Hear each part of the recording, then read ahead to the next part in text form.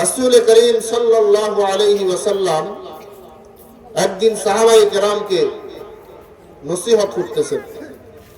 নসিহত করার সময় হঠাৎ করে জিবরাইল আমিন আলাইহিস সালাতু ওয়াস সালাম আসলেন। আয়েশা আল্লাহর পয়গম্বরকে বলতেছেন, ইয়া রাসূলুল্লাহ, আমি আপনাকে একটি আশ্চর্য কথা শোনাতে চাই, আপনি কি শুনবেন? জিবরাইল আমিন আলাইহিস সালাতু ওয়াস সালাম যখন বললেন আল্লাহর পয়গম্বরকে এই কথা, আল্লাহর পয়গম্বর বললেন, ভাই জিবরাইল বলুন। অবশ্যই আমি শুনতে চাই। আল্লাহর পয়গম্বরকে জিবরাইল আমিন আলাইহিস সালাতু ওয়াস সালাম বলেন, ইয়া রাসূলুল্লাহ, আমি আপনাকে একটি কথা জিজ্ঞাসা করতে চাই। দুনিয়ার জমিনে যখন বৃষ্টির ফোঁটা পড়ে তখন আপনার কোন উম্মত, কোন প্রাণী, কোন ব্যক্তি ওই বৃষ্টির ফোঁটা গণনা করতে পারবে কিনা? আপনারা কি বলেন, পারবে? সবাই বলেন পারা সম্ভব?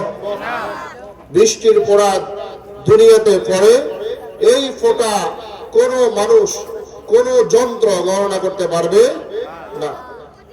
আল্লাহর হাবিব মুহাম্মদ আরবি সাল্লাল্লাহু আলাইহি ওয়াসাল্লাম বলেন, ভাই জিবরাইল, এটা তো সম্ভব নয়, ইম্পসিবল। এটা কোন মানুষের দ্বারা, কোন ব্যক্তির দ্বারা সম্ভব নয়। আল্লাহর পয়গম্বরকে জিবরাইল আমিন আলাইহিস সালাতু ওয়াস সালাম বললেন, ইয়া রাসূলুল্লাহ, আমি জিবরাইলের পক্ষে দুনিয়ার জমিনে কত ফোঁটা বৃষ্টি পড়ে এটা আমি জিবরাইলের পক্ষে গণনা করা সম্ভব। জোরে বলুন সুবহানাল্লাহ। আল্লাহর পয়গম্বর বিশ্বনবী মুহাম্মদ আরবি সাল্লাল্লাহু আলাইহি ওয়াসাল্লাম আশ্চর্যজনিত যেহেতু কথা, সাথে সাথে বললেন সুবহানাল্লাহ। আল্লাহর পয়গম্বরের এই সুবহানাল্লাহ শব্দের সুরে জিবরাইল আমিন আলাইহিস সালাতু ওয়াস সালাম বললেন, ইয়া রাসূলুল্লাহ, এর থেকেও আমি আরো একটি আশ্চর্য কথা আপনাকে শোনাতে চাই।